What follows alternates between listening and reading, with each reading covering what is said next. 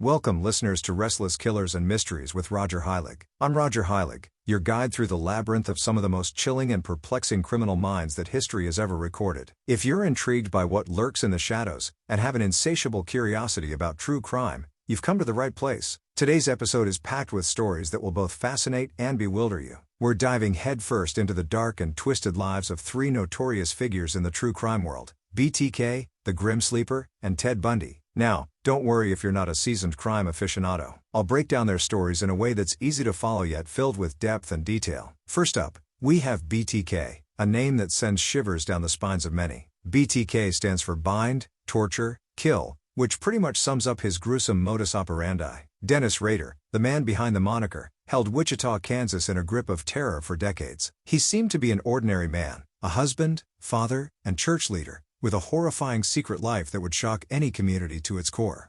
Then we'll slide into the enigmatic world of the Grim Sleeper. Lonnie David Franklin Jr. Operating under the radar in Los Angeles for over 2 decades, Franklin's crimes were shrouded in mystery, with a dormant period that baffled investigators. How did he evade capture for so long? What eventually tipped the scales in favor of justice? You're about to find out. And finally, we come to Ted Bundy, a name that has become synonymous with evil itself. Bundy wasn't just another serial killer. He was a master manipulator with a chilling charisma. Known for his charm and intelligence, he successfully hid his malevolent impulses behind a facade of normalcy, leaving a trail of devastation that forever changed the landscape of crime and punishment. We'll peel back the layers of this complex character, exploring the duality that made him so terrifying. So, buckle up and prepare for a thrilling ride through the lives and crimes of some of history's most notorious killers. By the end of this episode, you'll have a clearer picture of how seemingly ordinary individuals can harbor unimaginable darkness. Stay tuned, as each story will reveal something new and unsettling. Let's dive into the grisly yet fascinating world of these restless killers. Are you ready? Let's get started. Let's start with BTK, short for bind, torture, kill. Dennis Rader held Wichita, Kansas in a grip of terror for decades. We'll explore his early life, horrifying acts, and eventual capture. Dennis Rader was born on March 9, 1945, in Pittsburgh, Kansas, and raised in Wichita. On the surface, Rader appeared to live a fairly ordinary life. He was a Boy Scout as a child, attended Wichita Heights High School, and later on got married and had 2 children. But underneath that suburban facade lurked a monster. Rader had an early predilection for the macabre. As a child, he reportedly engaged in sadistic acts like torturing animals, an early red flag often associated with future violent behavior. However, these signs went unnoticed or were brushed aside, and he grew up to join the U.S. Air Force in 1966. After serving, he returned to Wichita, married Paula Dietz in 1971, and started working for the Coleman Company, an outdoor supply manufacturer. Things seemed pretty normal, right? Well, here's where it takes a dark turn. In 1974, Rader began his spree of murders that would last until 1991. His first known victims were the Otero family: Joseph, his wife Julie, and their children Josephine and Joseph Jr. It was a brutal, horrifying scene. They were bound, tortured, and ultimately killed. He even took souvenirs from his victims, often personal items that had sentimental value. Rader's ability to compartmentalize his life was astonishing and terrifying. While he outwardly maintained his role as a family man and a member of the community, he was secretly orchestrating a series of heinous crimes. He even worked as a compliance officer, essentially the neighborhood watchman, using his position to fuel his sense of power and control. One of the ways Rader managed to evade capture for so long was his meticulous planning. He would stalk potential victims, sometimes for years, studying their routines and habits. This methodical approach earned him the nickname BTK, which he himself coined in letters to the media and police. That's right, Rader craved attention. The audacity! He would taunt law enforcement and the media with letters describing his crimes in detail, riddled with misspellings and literary references. It was like he wanted to be caught, but on his terms. Many of Rader's victims were women who lived alone, making them easier targets. Over the years, his confidence grew, and so did his willingness to take risks. He even attempted to kill again in 2005, but technology had evolved since his last known murder in 1991. So what led to his capture? One could say his arrogance was his downfall. In 2004, after years of silence, Rader resumed his taunting letters. He sent a floppy disk to the media, thinking it was untraceable. Spoiler alert, it wasn't. This floppy disk contained metadata that led investigators to Rader's church, where he was a respected member and president of the church council. The final nail in the coffin was DNA evidence. A swab from his daughter's pap smear, taken from her medical records, matched DNA found at the crime scenes. On February 25, 2005, Rader was arrested. During his trial, he shockingly pled guilty and described his murders with chilling indifference and detail. He was sentenced to 10 consecutive life terms with no possibility of parole. So that's BTK for you, a family man with a part-time job as a serial killer. A chilling reminder that evil can lurk in the most unsuspecting places. Stay tuned as we dive even deeper into the methods and downfall of Dennis Rader in the next section. You won't want to miss it. Alright, let's dive into the chilling details of Dennis Rader's methods and his eventual downfall. Buckle up, folks, because this is where things get really unsettling. Dennis Rader, the man behind the BTK moniker, bind, torture, kill, was the ultimate master of disguise. By day, he was a seemingly ordinary guy, a devoted family man, a Cub Scout leader, and even a compliance officer. But behind that suburban facade lurked one of the most sadistic killers America has ever known. So, how did Rader manage to evade capture for so long? Rader began his killing spree in 1974 with the heinous murder of the Otero family. The crime scene was nothing short of horrifying, with the family bound in various ways and tortured before being killed. This level of control and cruelty would become Rader's signature. But what really set him apart was his sheer audacity. You see, BTK craved the spotlight. He sent taunting letters and poems to the police and media, outlining his gruesome acts in chilling detail. Yet despite this, he managed to slip through the cracks time after time. His ability to evade capture was thanks to a few key factors. First off, technology in the 70s and 80s wasn't what it is today. DNA profiling was in its infancy, and many of Rader's early crimes predated the digital age, meaning there was less evidence for authorities to work with. Next, Rader's meticulous planning played a significant role. He often stalked his victims for months, learning their habits, and planning the execution of his crimes down to the smallest detail. He would cut phone lines, bring a hit kit filled with tools, and leave little to no forensic evidence behind. Adding to this, Rader's ability to blend into society was almost uncanny. He lived a double life so convincingly that even those closest to him had no idea of the monster he really was. This duality was his most powerful weapon. Who would suspect that the man next door, who volunteered at church and held community meetings, was also a sadistic murderer?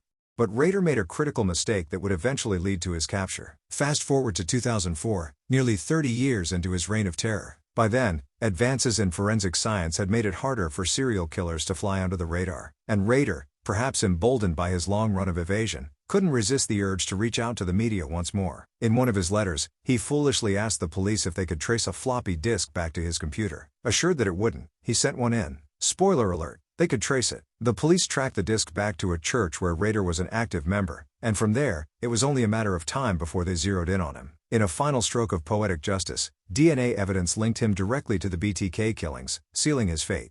His arrest in 2005 shook his community to its core. People who had known and trusted him for decades were left reeling as the extent of his double life came to light. The facade was gone, revealing the monstrous reality beneath. Rader's downfall was a landmark moment in criminal justice, showcasing the evolution of forensic techniques and the unrelenting dedication of law enforcement. His story serves as a chilling reminder that monsters can hide in plain sight, often appearing as the last people you'd suspect. So there you have it. Dennis Rader's methods and eventual capture offer a grim look at how someone can lead a horrifying double life while evading justice for so long. As we contemplate this, let's also appreciate the relentless pursuit of justice that finally brought him to account for his sins. Alright folks, brace yourselves, because now we're diving into the eerie and nearly unfathomable world of the Grim Sleeper. That's right, we're talking about none other than Lonnie David Franklin Jr. If you're scratching your head wondering why someone would get the nickname the Grim Sleeper, it's because Franklin managed to evade capture for over 2 decades, even maintaining a chilling dormant period of inactivity amidst his heinous spree. So, let's paint a picture here. Imagine Los Angeles in the 1980s, a city already rife with challenges like crime and social unrest. In the shadows, Franklin operated with a terrifying degree of stealth. His moniker, the Grim Sleeper, was coined due to this prolonged gap between his attacks. After a spike in his crimes from 1985 to 1988, he seemingly vanished, only to resurface in 2002, picking up right where he left off. Lonnie David Franklin Jr. lived a rather unassuming life on the surface. Employed as a sanitation worker and later, a mechanic with Los Angeles's police department, he was living smack dab in the areas where he committed his crimes. Classic wolf in sheep's clothing, really. He was known to neighbors as a helpful man, earning him nothing but trust and goodwill on the streets of South Central LA. Unbeknownst to them, their congenial neighbor had an insidious double life. Now, let's talk about Franklin's methods because, quite frankly, they're the stuff of nightmares. His victims were often vulnerable women, many living under the grip of addiction or engaging in sex work. This made them, tragically, easy prey for someone like Franklin. He lured his victims by offering them rides, food, or drugs, before revealing his true sinister intentions. Let me remind you that this was a man who knew his hunting ground as well as a predatory animal does. The discovery of his victims was often due to the grim scene he left behind, a signature if you will. Victims were found strangled or shot, occasionally found discarded in alleyways or dumpsters. Some were even sexually assaulted before death. The consistent method of disposal, sadly, signified a methodical mind perfectly tuned for evading a chaotic law enforcement scene in 1980s LA. One of the most glaring undercurrents in Franklin's story is the law enforcement response, a tragic mix of missed cues and systemic neglect. During the early years of his spree, the premature cataloging of his victims as forgotten women, those involved in high-risk lifestyles, meant that tracking a serial killer became an uphill battle. Add to that a severely under-resourced police force, and you get what we now know was a terminally flawed investigation. Then the hiatus happened. Mysteriously, after 1988, it appeared as though Franklin had gone into a deep slumber, a slumber that earned him his notorious nickname. Those years in the 90s were baffling for investigators. Without new leads or evidence, and the trail colder than ice, the grim sleeper remained a ghost, a phantom of dread lurking somewhere in the expanse of LA. Fast forward to the 2000s, advancements in forensic science heralded a new era in crime solving. While Franklin may have thought that his dark deeds had sunk into oblivion, DNA technology was about to rewrite that narrative. Enter the brave new world of cold case re-evaluations. Around 2001, the LA Police Department launched a cold case unit, armed with sophisticated forensic tools, determined to tackle unsolved crimes. In 2004, the LAPD announced the formation of a special task force to investigate the grim sleeper case, leading to the re-examination of old evidence. This is where things get particularly fascinating. In law enforcement, we always talk about the importance of old-school detective work, connecting dots, interviews, reconstructions. But in Franklin's case, it was the marriage of grit and technology that broke it wide open. A turning point came when DNA was recovered from one of Franklin's discarded pizza crusts. This revelation stemmed from a technique known as familial DNA testing, which narrows down suspects by analyzing their genetic relations. Authorities had a breakthrough in 2010. It turns out Franklin had committed such a vast inventory of crimes that small, nearly forgotten evidence, such as saliva on a pizza crust, could finally spark his downfall. Detectives surveilled Franklin intensely towards the end. We're talking surveillance van parked up the street type of intensity. And then, the day of reckoning arrived. On July 7, 2010, Franklin was arrested outside his home. The man who had eluded capture for so long finally faced judgment. The evidence against him was overwhelming. Guns, jewelry from victims, and photographic evidence. In Franklin's case, the past was very much alive, embodying in the damning materials he kept.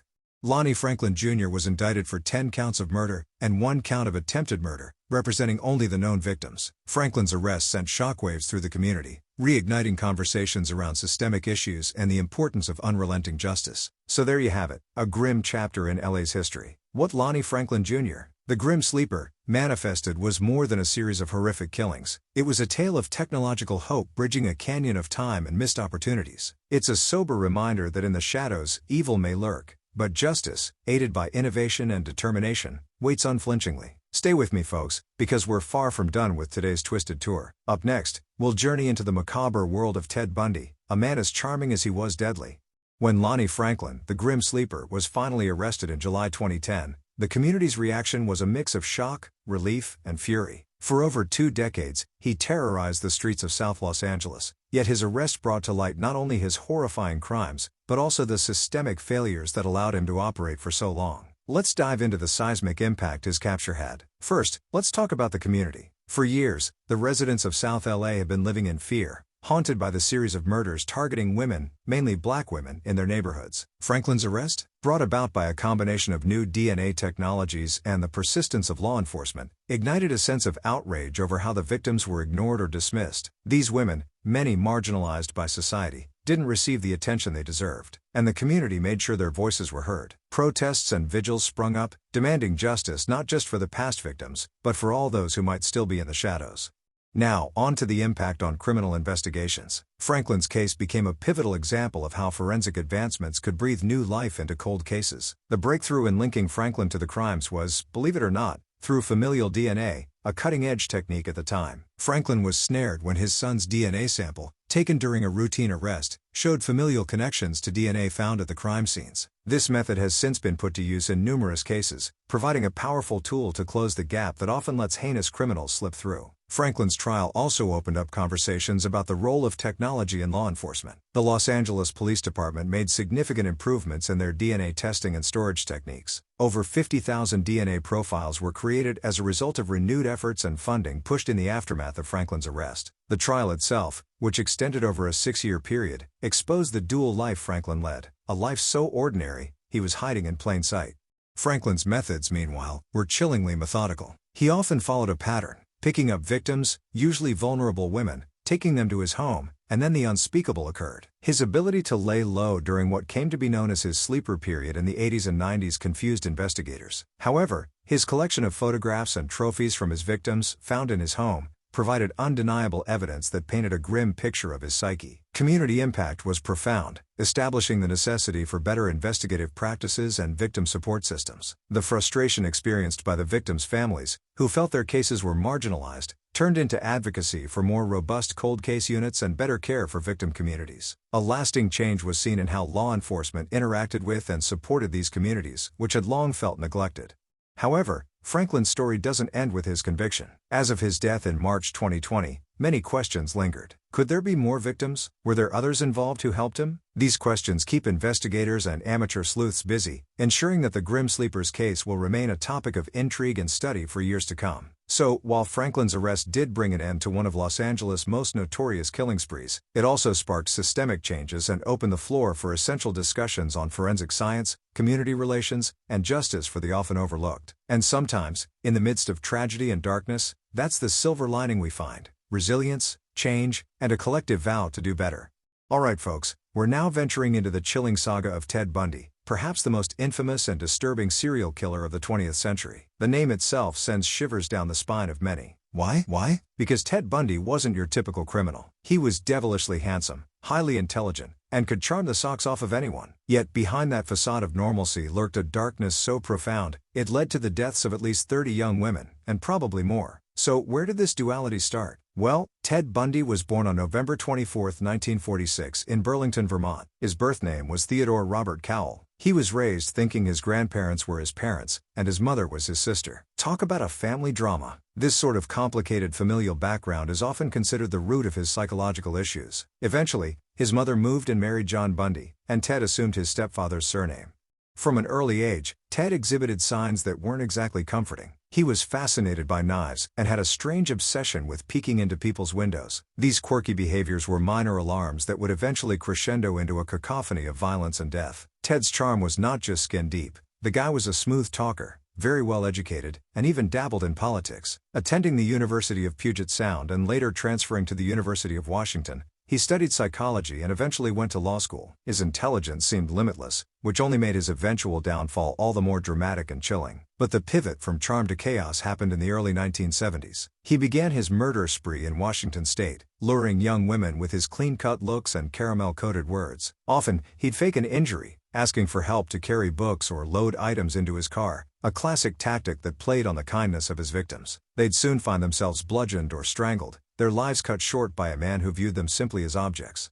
One notorious tool in Bundy's arsenal was his Volkswagen Beetle. Imagine that, an unassuming, almost cute car, which he modified to remove the passenger seat so he could transport the bodies of his victims more easily. The car itself became a tool of terror and a critical piece of evidence later in his capture. Bundy's criminal activities stretched over several states, making it difficult for authorities to connect the dots. He operated mainly in Washington, Oregon, Utah, and Colorado. What's even scarier is how he adapted his methods. When things got too hot in one area, he'd move to another, constantly staying one step ahead of the law. Now let's talk about Bundy's infamous escape attempts. This guy had a flair for the dramatic. In 1977, Bundy was arrested in Colorado. While acting as his own attorney in court, yes, he was that cocky, he managed to escape by jumping from the second story of the courthouse library. He was recaptured, only to escape again by cutting a hole in his cell ceiling and losing 30 pounds to squeeze through.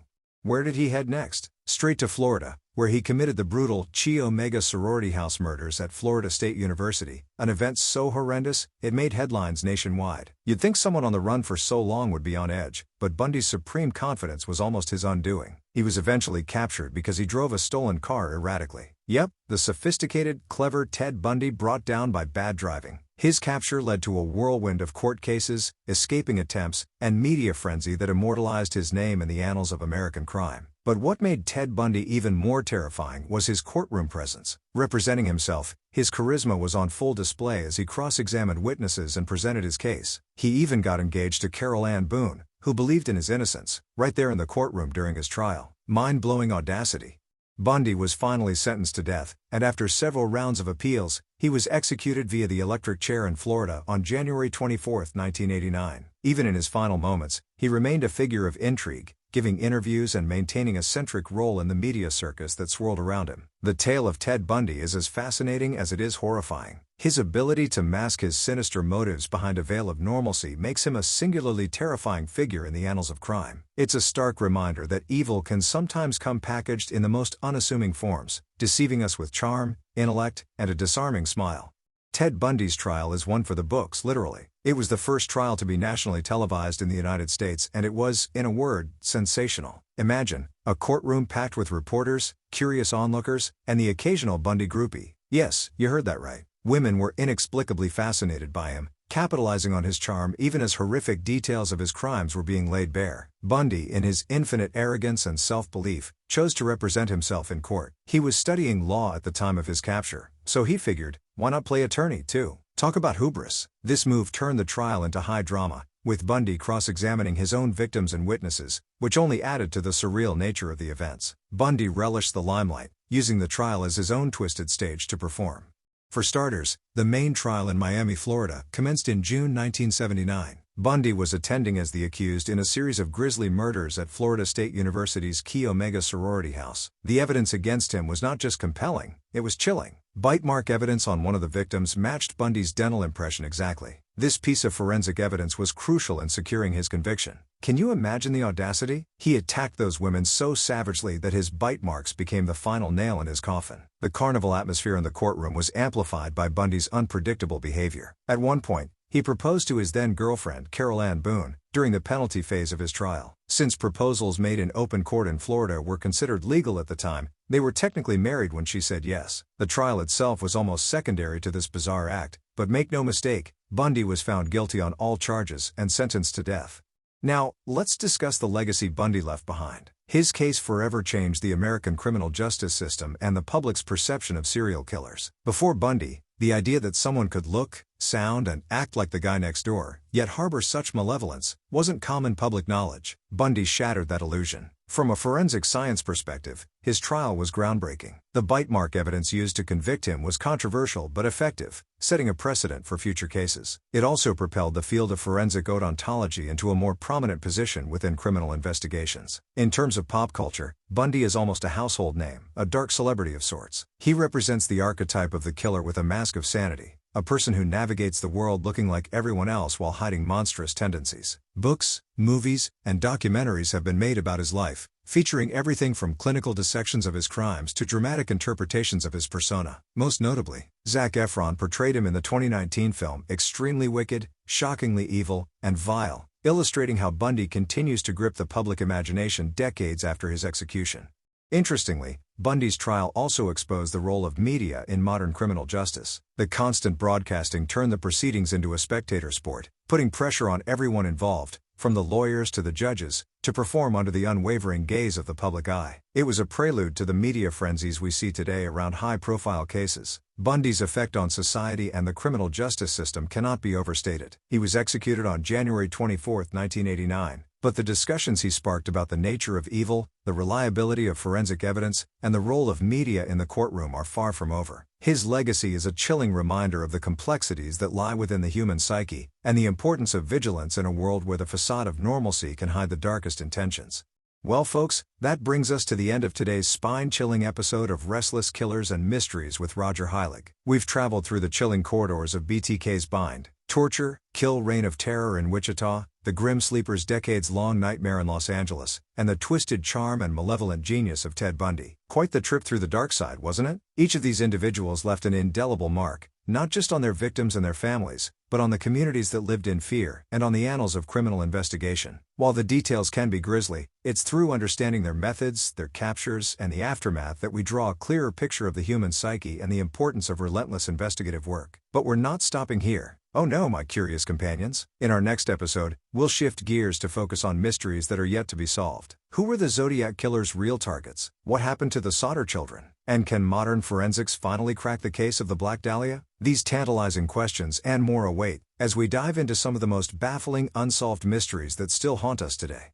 So, whether you're tuning in from the comfort of your home, on your morning commute, or while doing something less sinister than plotting your next true crime podcast addiction, I want to thank you for joining me. Your curiosity and quest for understanding make this all worthwhile. Remember, as you ponder the dark tales we've discussed today, stay curious, let your mind wander, but always, always stay safe. Until next time, this is Roger Heilig, signing off from Restless Killers and Mysteries. Keep your detective hats on, and see you in the next episode.